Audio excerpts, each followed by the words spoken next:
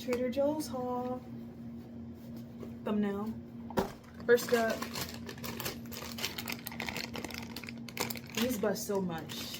Let me shrimp anything really, but they're good. And I'm making ramen tomorrow, so just ramen, homemade ramen. Thank you. I make my own broth. Got some kimchi. Got some Greek yogurt. It got a pomegranate. Whoosh. Like, I've been wanting pasta, so we're gonna try it.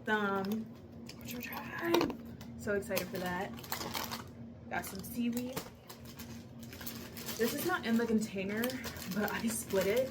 Cinnamon, raisin, something sourdough bread. It's gut healthy, so I'm like, I'll be done. I did get these before, so this is a buy.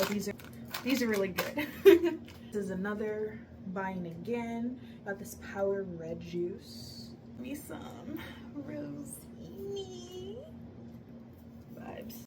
A banana, Honey Crisp apples, and then I also split this, but they're ube cookies, so we're gonna taste that. Got some tea. That's my haul.